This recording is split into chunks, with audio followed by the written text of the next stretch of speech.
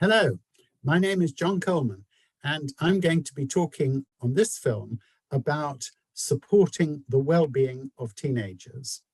And what I'm going to cover is, first of all, I'm going to have a bit of an introduction to the topic. I'm then going to talk about the needs of teenagers, and in particular focus on well-being and what we can do to ensure that they manage this stage of life as best as possible. I'm then going to talk about emotion, managing emotion, how we handle emotions, difficult emotions, and so on. And then I'm going to end by talking about what parents and carers can do to contribute to or ensure that young people manage the ups and downs of this stage of life as best as they can. So let's start with an introduction. I think everyone's aware that the pressures on young people today are very substantial. We know that schooling and the demands of teachers and the worries associated with tests and exams and achievement are really substantial. But we've also lived through a period of remarkable anxiety in relation to the pandemic. And so those two things really have contributed to making life challenging for young people. I think also this recent period has raised awareness of mental health. There's been much more discussion of mental health issues. I think schools are much more aware of this, and the pandemic has certainly had an effect on many, many young people. For some, being at home and not having contact with friends and so on in person has been very difficult. But some have found the experience of worrying about health, the anxieties about parents and grandparents, the sort of sense of threat that's come with the pandemic has been very difficult for some to manage. I think that has played into worries that parents have about their young people because of the greater awareness of the mental health needs of young people, and because of a much wider discussion about well-being, what well-being means, and so on. The sense for parents and carers is that there's a lot more to worry about, a lot more discussion about websites that might encourage young people to self-harm or to develop eating disorders, a much greater awareness of the issues around mental health and of well-being. Have things changed?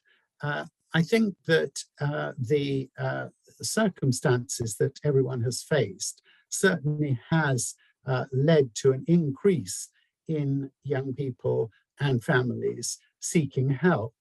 And that's been more difficult to access, of course, because all the factors associated with COVID have meant that support has been more difficult to obtain. Everyone is aware that the mental health services are overloaded, and many families really struggle with knowing where to go and how to seek help. So I think things have changed in the sense that there's more awareness, but there are also more young people facing challenges and struggles. I think we have to put this in context, because what we need to think about also is, what is this stage all about? What are the needs of young people during this transition from childhood to adulthood? And you will, many of you will have seen the film that I did about the brain, about the teenage brain. And if you saw that, you will know that this is a period of major reorganization and restructuring of the brain. And there are many, many positives that come from that, but there are also some challenges. And there's a time when that reorganization leads to uncertainty, confusion, and young people finding it hard to manage the sorts of feelings that they experience. Now, I've developed a sort of framework which I think parents and carers find helpful in understanding this stage and what young people need. And I've called this the stage framework. And there are two reasons why I call it the stage framework. One, because it is a stage, and it's a stage that young people progress through. They will not stay the same. They are going through a process of change. And many parents feel that when things aren't so good and when communication breaks down and so on, that's it. That's how life is going to be. But of course, it isn't. It's a process. And so I called my framework the stage framework because I want to emphasize this process that's going on and that change is happening all the time. But the second reason is that the 5 letters of the word STAGE all represent different things that are important for teenagers. So the S stands for the significance of adults. And one of the things that adults often feel is that they don't have a role anymore, that they're not important, and young people are very good at pushing that message. But everything we know tells us that parents and carers of teenagers are just as important as parents and carers of younger children. They're just important in a different way, but they are absolutely central. So don't ever think, and don't let anyone else think, that parents and carers are not important during the teenage years. The second thing is the T in stage, and that represents two-way communication. So very often, communication between parents and teenagers is one way. That is, parents are either asking questions, interrogating, or nagging, telling the young person what they should be doing. But that isn't very good communication. We need, if we want to really get on with our teenagers, we need two-way communication. That means listening as well as talking. So really listening to what the young person is saying and wanting to say, that really will help better communication, but it'll also help better relationships. So two-way communication, listening as well as talking. The third letter is A, and that's for authority. How do we exercise authority during this period? And of course, it isn't the same as the way we exercise authority when they were younger. So providing structure is very important. However much teenagers kick against it, they do need a structure. They need boundaries, but they also need those boundaries to be combined with warmth and support and love. But also, teenagers need expectations set. They need to know what is expected of them, because if they don't have expectations set, how can they know if they're doing well or not? They also need to be helped to become more independent. So all those things are important, and they will help with the managing authority. The fourth letter is G, and that stands for generation gap. And the reason I put that in is because growing up today is just so different from when you, as parents or carers, were growing up. So understanding, don't judge based on your own experiences. Recognize that the pressures are just so different today, and help your young person recognize that without using your own experiences, try and learn from them as to what it's like to be growing up today. And then the last letter, the fifth letter, is E, and that stands for emotion. And so there's, in a way, that's almost the most important one. So young people, and I'm going to come on to talking about emotion in a minute, young people struggle with their feelings at this time. But of course, having teenagers also creates powerful feelings in the adults around them. Those feelings may be to do with frustration, irritation, even anger, but also the sadness sometimes, the sense that you've lost that cuddly child. And many parents I talk to talk about guilt and shame, that they're not managing very well. They're not doing as they would hope because the teenager looks as if they're really struggling. So learning to manage your own feelings as well as those of the young person is, of course, a key challenge for adults. So the stage framework, I think, does help us all understand what this stage is about, but also some of the things that parents and carers can really recognize and will help them in their relationship with their young people. I want to move on now, and it's appropriate to move on to talk about emotion, because part of the, I suppose, the key element of well-being is learning to manage your feelings, emotion regulation. And we know from understanding the brain that there are times when that's quite difficult. There are lots of unexpected feelings that the young person will experience. The sort of sense of anxiety about what it's all about, the sense of what's the point of it, sadness, worry about friendships, but also that sense that if things go wrong, it's the end of the world, the sort of catastrophic feelings. And you all, if you've got teenagers at home, you'll all know that, you get a bad mark on a test or whatever, well, you might as well give up. That's the end. Bury me now, one teenager said to me once. So there's those sorts of feelings too.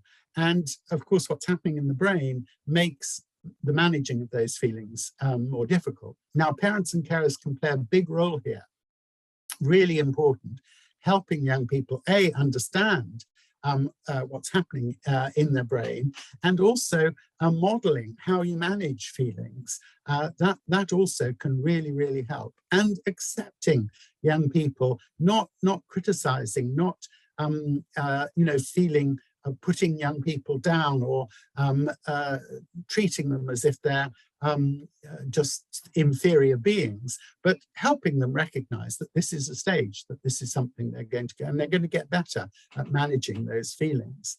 I've talked about the fact that this is a time of stress and anxiety. And one of the things that is really interesting that's come out of research is that young people talk about this time in their lives as a time of stress.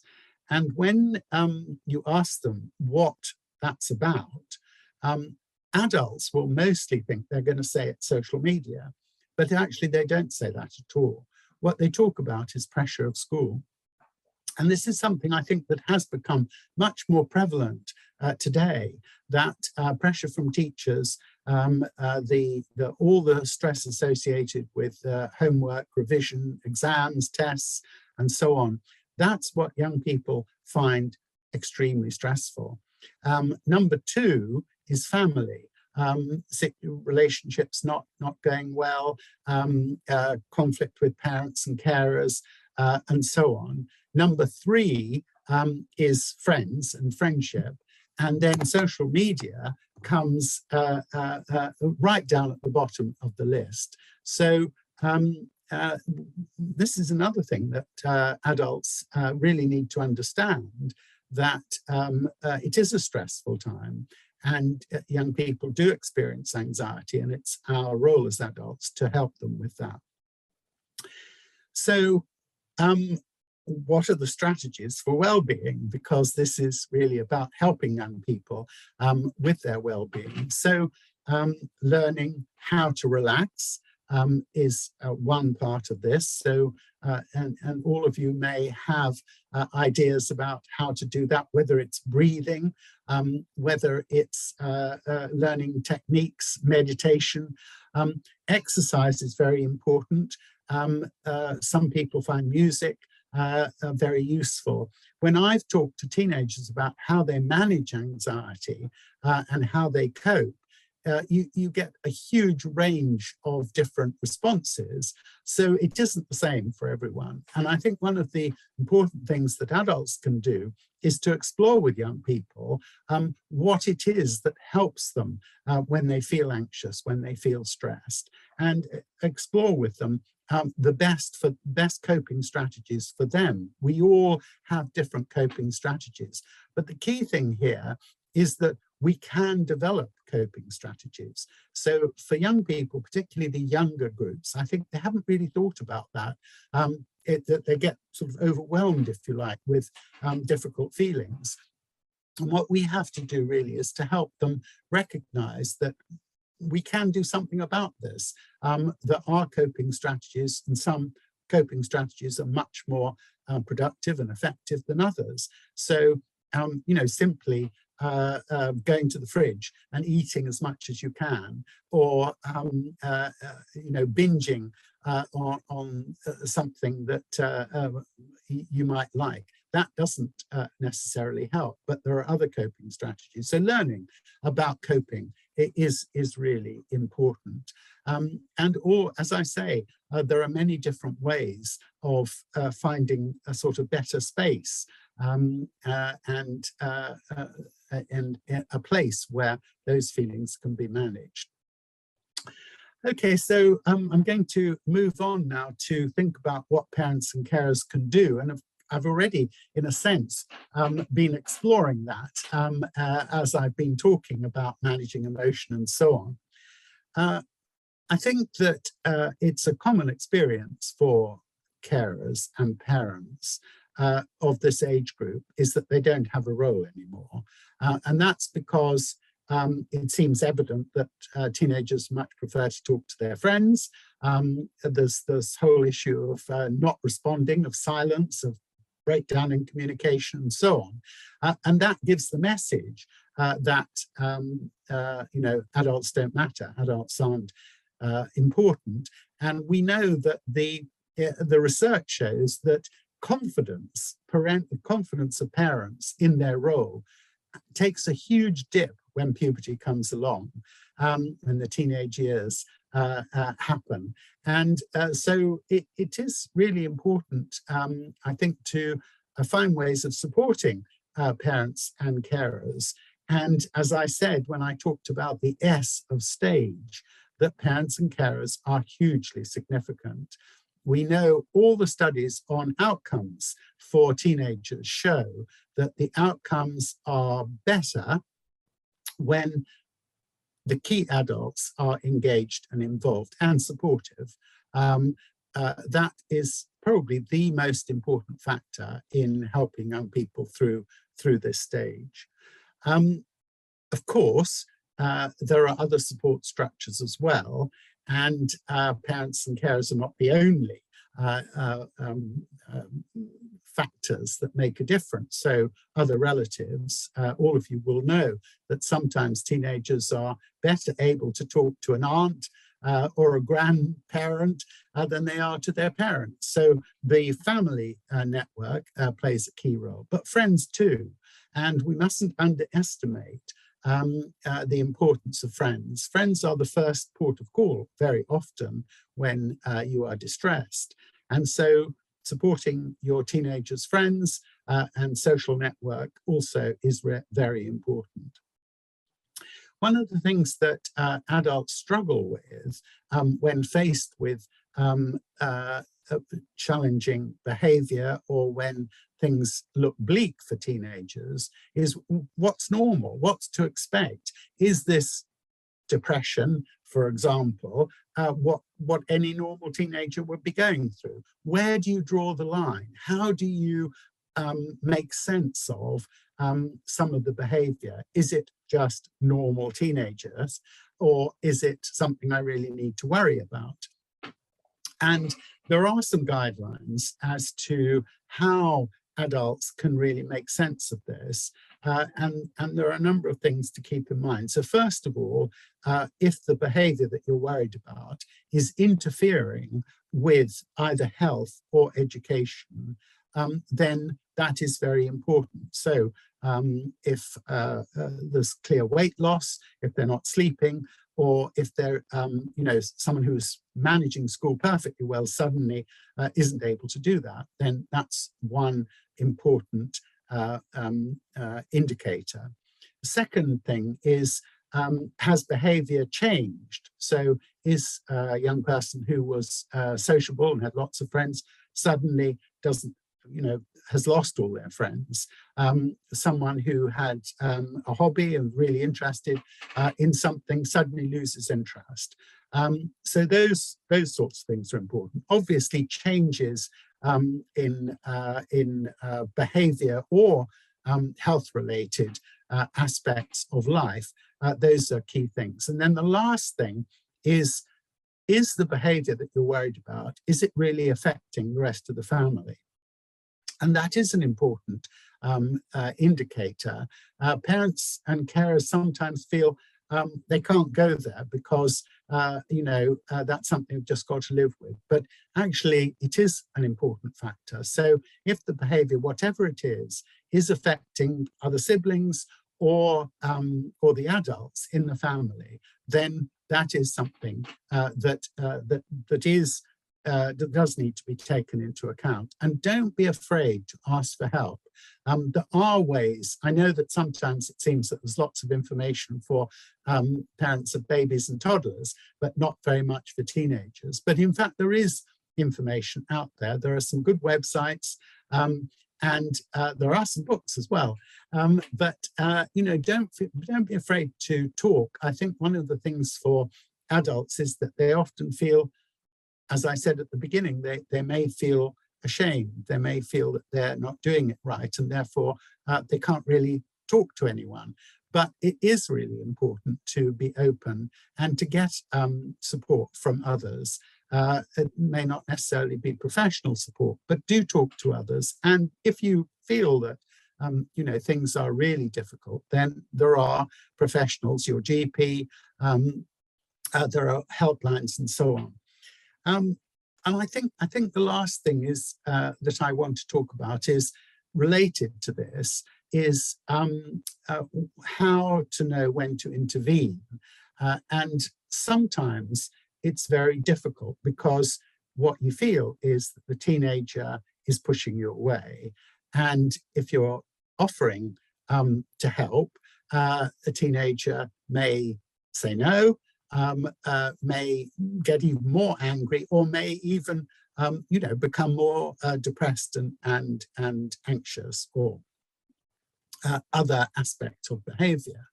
And I think that that's a very tricky role for parents.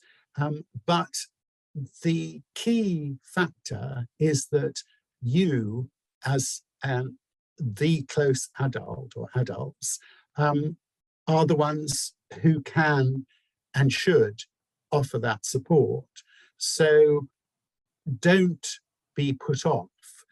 Do say to your young person, it is your responsibility as an adult to make sure that they are safe and that they are okay. And however much they may indicate that they don't want you interfering, it is your role and your responsibility. So I think that however hard that may be, do keep in mind that your role is the absolutely central role. And however much the teenager's behavior may indicate the opposite, there are good reasons why they're trying to push you away, but we mustn't be put off by that. So I hope that what I've talked about will give you some idea both about well-being and the sorts of ways in which we can help young people be healthy and feel good about themselves, but also something about how to manage things when they aren't going as well as you would hope, when young people are struggling. So I wish you all the best, and I hope this film has been helpful to you. Thank you.